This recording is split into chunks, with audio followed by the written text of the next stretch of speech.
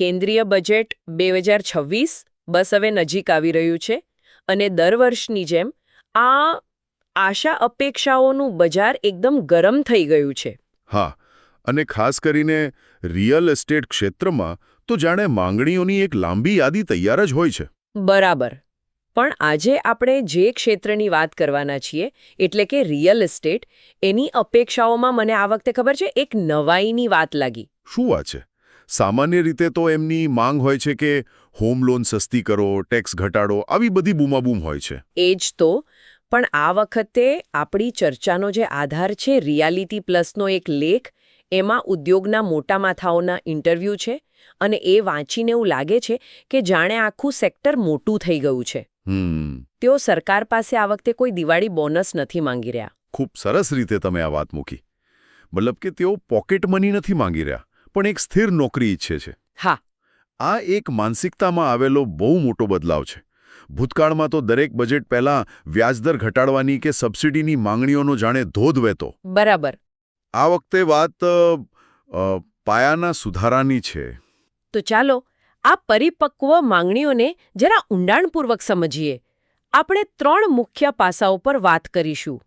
પહેલું, જ્યાં આપણે રહીએ છીએ તે જગ્યા, એટલે કે હાઉસિંગ સેક્ટર. જ્યાં હવે વાત સસ્તા ઘર કરતાં ભરોસાપાત્ર ઘર પર આવી ગઈ છે. બીજું, જ્યાં આપણે કામ કરીએ છીએ તે જગ્યા, કોમર્શિયલ સ્પેસ. જે હવે ખૂબ જ બદલાઈ રહી છે. હા, જે હવે ઓફિસ ઓછી અને એક વાઇબ્રન્ટ ઇકોસિસ્ટમ વધુ બની રહી છે. અને છેલ્લે, આ બધાને જોડીને જે મોટું ચિત્ર ઊભું થાય છે તે કે શા માટે આ ઉદ્યોગ હવે ટૂંકા ગાળાના ફાયદા કરતાં લાંબા ગાળાની સ્થિરતાને વધુ મહત્વ આપી રહ્યો છે. તો શરૂઆત કરીએ હાઉસિંગ સેક્ટરથી. લેખમાં છે ને દીપેશ ગર્ગ કરીને એક રિયલ એસ્ટેટ સલાહકાર છે. હા, જેઓ પ્રીમિયમ રેઝિડેન્શિયલ સેગમેન્ટની વાત કરે છે. બરાબર. અને તેઓ કહે છે કે ખરીદદારો હવે સ્માર્ટ થઈ ગયા છે. તેઓ ખાલી ઘરની કિંમત નથી જોતા. હા, અને તેઓ એક બહુ રસપ્રદ શબ્દ વાપરે છે, માલિકીનો કુલ ખર્ચ. Total cost of ownership. બરાબર. આ સાંભળવામાં ભારેખમ લાગે પણ વિચાર બહુ સરળ છે. માલિકીનો કુલ ખર્ચ, આ શબ્દ સાંભળવામાં તો સારો લાગે છે, પણ શું સામાન્ય ખરીદદાર આટલું બધું ગણિત માંડે છે? મોટાભાગના લોકો તો એ જ જોતા હોય છે ને કે મારો ઈએમઆઈ કેટલો આવશે અને ઘર કેટલાનું પડ્યું. તમારો સવાલ બિલકુલ સાચો છે. પહેલાં એવું જ હતું, પણ હવે ધીમે ધીમે લોકો સમજી રહ્યા છે. આને એક ઉદાહરણથી સમજીએ. હા, કહો. તમે એક સસ્તું પ્રિન્ટર ખરીદી લો, પણ પછી ખબર પડે કે એની ઇંક કાર્ટ્રિજ બહુ મોંઘી છે. ઓહ, હા. તો લાંબા ગાળે પ્રિન્ટર તમને મોંઘું જ પડ્યું. ઘરનું પણ એવું જ છે. તમે ઘર ખરીદ્યું, પણ પછી સ્ટેમ્પ ડ્યુટી, રજિસ્ટ્રેશન, દર વર્ષે મેન્ટેનન્સ, ક્લબ હાઉસ ફી અને હોમ લોનના વ્યાજ જેવા ખર્ચા એટલા વધી જાય કે ઘરની મૂળ કિંમત કરતાં ઘણો વધારે બોજ તમારા પર આવી જાય. બરાબર. ઓકે, હવે સમજાયું. તો ગર્ગ કહે છે કે સરકારે આ વધારાના ખર્ચ ઘટાડવા પર ધ્યાન આપવું જોઈએ, જેમ કે સ્ટેમ્પ ડ્યુટી. પણ શું સ્ટેમ્પ ડ્યુટીમાં 1-2% ઘટાડો ખરેખર કોઈ મોટો ફરક? જો, ફરક તો પડે છે. એકલા સ્ટેમ્પ ડ્યુટીથી કદાચ મોટો ફરક ન દેખાય, પણ આ છે ને આ એક માનસિક અસર ઊભી કરે છે. જ્યારે સરકાર સ્ટેમ્પ ડ્યુટી જેવી બાબતોને તર્કસંગત બનાવે છે, ત્યારે ખરીદદારને વિશ્વાસ બેસે છે કે સરકાર બજારને સ્થિર રાખવા માંગે છે. એટલે કે સરકાર તરફથી એક ભરોસો જોઈએ છે. હા, અને આ સિવાય ગર્ગ હોમ લોન પરના ટેક્સ લાભોને વધુ સ્પષ્ટ અને સરળ બનાવવાની પણ વાત કરે છે. અત્યારે નિયમો એટલા ગૂંચવણભર્યા છે, ખબર છે, કે સામાન્ય માણસને સમજવું મુશ્કેલ છે. આ બધી નાની નાની બાબતો મળીને ખરીદીના નિર્ણય પર મોટી અસર કરે છે. અને આ વાત માત્ર એક ઘર પૂરતી નથી, નહીં. મને લાગે છે કે ગર્ગ આને શહેરી આયોજન સાથે પણ જોડે છે. બરાબર. તેઓ દિલ્હીની પેલી ટ્રાન્ઝિટ ઓરિએન્ટેડ ડેવલપમેન્ટ નીતિનું ઉદાહરણ આપે છે. એ શું છે? બરાબર.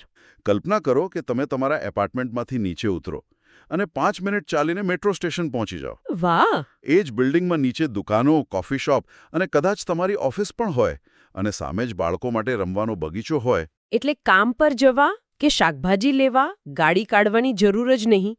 બસ આ જ છે ટ્રાન્ઝિટ ઓરિએન્ટેડ ડેવલપમેન્ટનો મૂળ વિચાર. વિચાર તો ક્રાંતિકારી છે. જાણે કોઈ યુરોપિયન શહેરની વાત કરતા હોઈએ. પણ શું આ આપણા મુંબઈ, દિલ્હી કે અમદાવાદ જેવા શહેરોની વાસ્તવિકતા સાથે મેળ ખાય છે? અહીં તો એક નાનો રસ્તો બનાવવામાં વર્ષો નીકળી જાય છે. સાચી વાત છે. પડકાર તો બહુ મોટો છે, અને લેખમાં પણ એ સ્વીકાર્યું છે. અમલીકરણ એ જ સૌથી મોટી સમસ્યા છે. હમ જૂના વિસ્તારોના પુનર્વિકાસના પ્રોજેક્ટ્સ મંજૂરીઓની લાલફિતાશાહીમાં વર્ષો સુધી અટવાયેલા રહે છે. એટલે જ ઉદ્યોગની માંગ છે કે સરકાર આ પ્રક્રિયાને ઝડપી અને પારદર્શક બનાવે.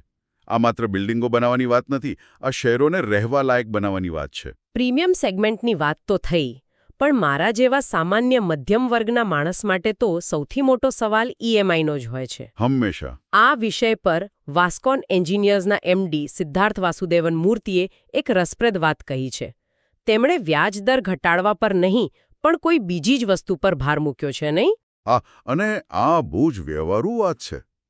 તેઓ કહે છે કે વ્યાજ દરમાં 0.25%નો ઘટાડો થાય તેના કરતાં મારો માસિક હપ્તો સ્થિર રહે એ વધુ મહત્વનું છે. સાચી વાત છે. એક પરિવાર માટે દર મહિને કેટલો હપ્તો જશે તેની નિશ્ચિતતા એ બહુ જરૂરી છે.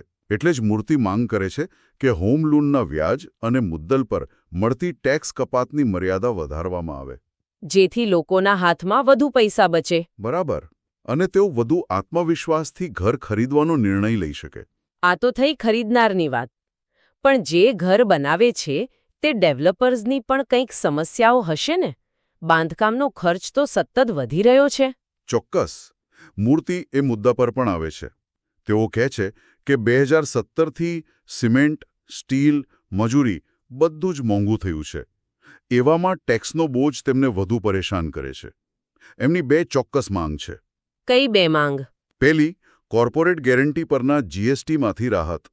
અને સરળ ભાષામાં સમજીએ તો હા, સમજાવો. જ્યારે કોઈ મોટી કંપની પોતાના ગ્રુપની નાની કંપનીના પ્રોજેક્ટ માટે બેંક ગેરંટી આપે તો સરકાર તેને એક સેવા ગણે છે અને તેના પર 18% જીએસટી લગાવે છે. ઓહ! ડેવલપર્સને દલીલ છે કે આ કોઈ અલગ સેવા નથી. આ તો ઘરના જ માણસને મદદ કરવા પર ટેક્સ લગાવવા જેવું થયું. બરાબર.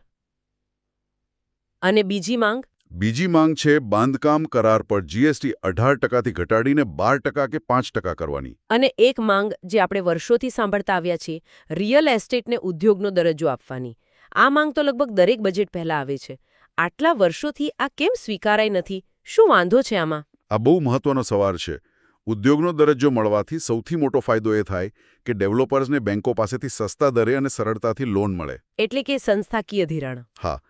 આનાથી પ્રોજેક્ટમાં નાણાકીય શિસ્ત આવે અને પ્રોજેક્ટ સમયસર પૂરા થવાની શક્યતા વધે. પણ સરકારને કદાચ એવો ડર છે કે આ ક્ષેત્રમાં હજુ પણ પૂરતી પારદર્શિતા નથી. જો ઉદ્યોગનો દરજ્જો આપ્યા પછી પણ પ્રોજેક્ટ્સ અટકે કે પૈસા ડૂબે તો તેની જવાબદારી આખી બેન્કિંગ સિસ્ટમ પર આવી શકે છે. એટલે સરકાર કદાચ રેરા જેવા કાયદાઓ વધુ મજબૂત થાય અને ક્ષેત્રમાં વધુ પારદર્શિતા આવે તેની રાહ જોઈ રહી છે. એટલે કે જો ઉદ્યોગનો દરજ્જો મળે તો સામાન્ય ખરીદદારને શું ફરક પડશે? શું મારા ઘરની કિંમત ઘટશે? સીધી રીતે કિંમત કદાચ ન ઘટે, પણ મોટો ફરક એ પડશે કે પ્રોજેક્ટ અધૂરા અટકી જવાની શક્યતા ઓછી થઈ જશે. ઓકે. તમને જે પ્રોજેક્ટમાં ઘર બુક કરાવ્યું છે તે સમયસર મળશે એવો ભરોસો વધશે. ડેવલપર વધુ જવાબદાર બનશે. એટલે કે તમારું રોકાણ વધુ સુરક્ષિત બનશે. સ્પષ્ટ છે. તો ઘર ખરીદનાર અને ડેવલપર બંને લાંબા ગાળાની સ્થિરતા અને ભરોસો શોધી રહ્યા છે. પણ જ્યાં લોકો કામ કરે છે ત્યાં તો સ્થિરતા શબ્દ જ હવે જૂનો થઈ ગયો છે. સાચી વાત છે. કોવિડ પછી ઓફિસની દુનિયામાં જે ઉથલપાથલ થઈ છે તેની અસર રિયલ એસ્ટેટ પર કેવી પડી રહી છે? બિલકુલ ઊંધી અસર પડી છે. જ્યાં ઘરોમાં સ્થિરતાની માંગ છે ત્યાં ઓફિસ સ્પેસમાં ફ્લેક્સિબિલિટી એટલે કે લવચિકતા રાજા બની ગઈ છે. હા, મોટી પરંપરાગત ઓફિસોની જગ્યાએ હવે કોવર્કિંગ સ્પેસ અને ફ્લેક્સિબલ વર્ક સ્પેસનો જમાનો છે. બરાબર. લેખમાં સ્પ્રિંગ હાઉસ વર્ક સ્પેસના સ્થાપક મુકુલ પાસરીચાનો ઉલ્લેખ છે. તો આ ફ્લેક્સિબલ સ્પેસવાળા સરકાર પાસેથી શું ઈચ્છે છે? ઓફિસમાં સારી કોફી મશીન માટે સબસિડી? ના, બિલકુલ નહીં. અને અહીં જ ફરીથી પેલી પરિપક્વતાવાળી વાત આવે છે. પાસરીચા કોઈ સીધી સબસિડી કે ટેક્સ છૂટછાટની વાત નથી કરતા. તો પછી? તેમનું કહેવું છે કે સરકારે એ ઇકોસિસ્ટમને મજબૂત બનાવવી જોઈએ જેમાં અમે કામ કરીએ છીએ. ઇકોસિસ્ટમને મજબૂત બનાવવી, આ સાંભળવામાં બહુ મોટો શબ્દ લાગે છે. પણ બજેટના સંદર્ભમાં આનો વ્યવહારુ અર્થ શું થાય? આનો અર્થ 3 બાબતોમાં છે. પહેલું, શહેરોમાં સારું ઇન્ફ્રાસ્ટ્રક્ચર, સારા રસ્તા, સારો પબ્લિક ટ્રાન્સપોર્ટ અને વિશ્વસનીય ઇન્ટરનેટ.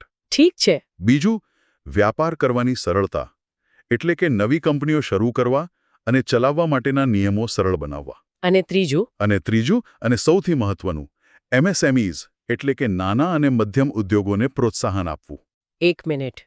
નાના ઉદ્યોગોને પ્રોત્સાહન આપવાથી ફ્લેક્સ સ્પેસને કેવી રીતે ફાયદો થાય? કારણ કે આ નાના ઉદ્યોગો અને સ્ટાર્ટઅપ્સ જ ફ્લેક્સ સ્પેસના સૌથી મોટા ગ્રાહકો છે. ઓહ, બરાબર. એક સ્ટાર્ટઅપ જેની પાસે 5 જ કર્મચારીઓ છે, તે આખી ઓફિસ ભાડે રાખવાનું વિચારી પણ ન શકે, પણ તે ફ્લેક્સ સ્પેસમાં 5 સીટ સરળતાથી લઈ શકે છે. એટલે જો MSME વિકસશે, તો ફ્લેક્સ સ્પેસ ઉદ્યોગ આપોઆપ વિકસશે. એટલે આ પરોક્ષ પણ ખૂબ જ શક્તિશાળી માંગ છે. બરાબર. અને પાસરીચા એક બહુ મોટી વાત કહે છે. તેઓ કહે છે કે અમે હવે માત્ર રિયલ એસ્ટેટ સોલ્યુશન નથી રહ્યા, અમે આર્થિક સક્ષમ કરતા બની ગયા છીએ. ઇકોનોમિક એનેબલર્સ. હા. આનો અર્થ સમજીએ. કલ્પના કરો કે કોઈ નાના શહેરમાં એક કો-વર્કિંગ સ્પેસ ખુલે છે. તે માત્ર એક ઓફિસ નથી, તે શહેરના ફ્રીલેન્સર્સ, નાના વેપારીઓ અને વિદ્યાર્થીઓ માટે એક હબ બની જાય છે. તેની આસપાસ નવી ચાની દુકાનો અને કેફે ખુલે છે. તે શહેરમાં એક નવી ઉર્જા લાવે છે. તે રોજગારીનું સર્જન કરે છે. આ રીતે તે માત્ર ડેસ્ક ભાડે નથી આપતા, પણ શહેરના અર્થતંત્રોને ગતિ આપે છે. આ દૃષ્ટિકોણ તો ખરેખર રસપ્રદ છે. પણ મારો એક સવાલ છે, શું આ ફ્લેક્સ સ્પેસનો ટ્રેન્ડ માત્ર સ્ટાર્ટઅપ્સ અને નાના ઉદ્યોગો પૂરતો જ સીમિત છે?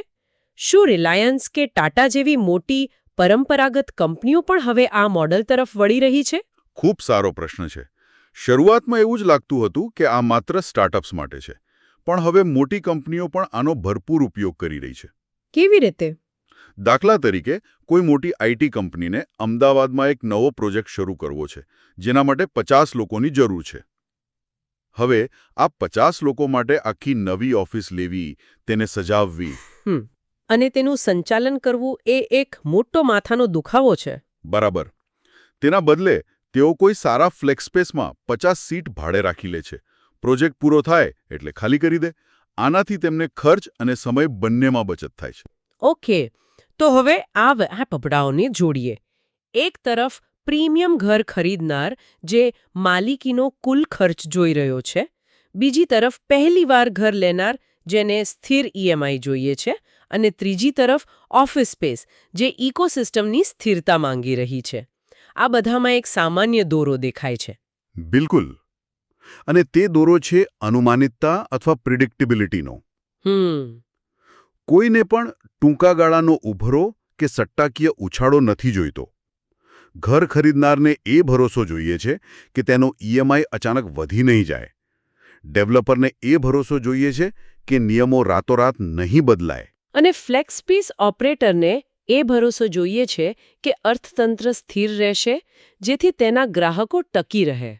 એટલે કે ઉદ્યોગ સરકારને એમ નથી કહી રહ્યો કે અમને દોડમાં જીતાડી દો. ના. પણ એ એટલું કહી રહ્યો છે કે રેસનો ટ્રેક સારો બનાવી આપો અને નિયમો સ્પષ્ટ રાખો, જેથી અમે શાંતિથી દોડી શકીએ. કોઈ જાદુઈ છડીની અપેક્ષા નથી. અને લેખનો નિષ્કર્ષ પણ આ જ છે. ઉદ્યોગ એક શાંત પરંતુ પરિણામલક્ષી બજેટની અપેક્ષા રાખી રહ્યો છે. ક્વાયટ બટ કોન્સિક્વન્શિયલ. હા. અને આ માંગ પોતે જ દર્શાવે છે કે આ ઉદ્યોગ હવે પરિપક્વ થયો છે. તે સમજે છે કે 2-4 મહિનાના ફાયદા કરતાં લાંબા ગાળાની સ્થિરતા વધુ જરૂરી છે. પણ આ પરિપક્વ બજારથી મહા જેવા સામાન્ય માણસને શું ફાયદો? આ બધી તો ઉદ્યોગની વાતો છે. ના, આ સીધી રીતે સામાન્ય માણસને સ્પર્શે છે.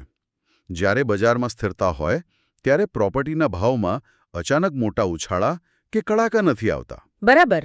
તમે આજે જે ઘર ખરીદો છો, તેની કિંમત ધીમે ધીમે અને સ્થિર રીતે વધશે એવો તમને વિશ્વાસ રહે છે. તમારું રોકાણ એક જુગાર નહીં, પણ એક સુરક્ષિત ભવિષ્ય બની જાય છે. અને ડેવલપર્સને જ્યારે સસ્તા દલે ભંડોળ મળે અને નિયમો સ્પષ્ટ હોય, ત્યારે તેઓ વધુ સારી ગુણવત્તાવાળા પ્રોજેક્ટ્સ બનાવે છે. આખરે એક સ્વસ્થ બજારનો ફાયદો બધાને મળે છે. તો 2026ના બજેટ પહેલાની મોટી વાત કોઈ આકર્ષક હેડલાઇન બને તેવી જાહેરાતો વિશે નથી. બિલકુલ નહીં. તે રિયલ એસ્ટેટ ક્ષેત્રનો પાયો મજબૂત કરવાના શાંત પણ મહત્વના કામ વિશે છે. તે ઘર્ષણ ઘટાડવા, અનિશ્ચિતતા દૂર કરવા અને લાંબા ગાળાની ગુણવત્તાને સમર્થન આપવા વિશે છે. બિલકુલ. અને આ ચર્ચાના અંતે હું શ્રોતાઓ માટે એક વિચાર છોડીને જવા માંગુ છું. જરૂર.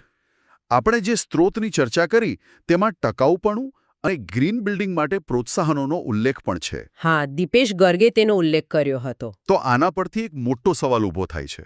આપણે અત્યાર સુધી એ વાત કરી કે ઉદ્યોગ સરકાર પાસેથી શું ઈચ્છે છે, પણ આપણા શહેરો અને આપણું પર્યાવરણ આપણી પાસેથી શું ઈચ્છે છે?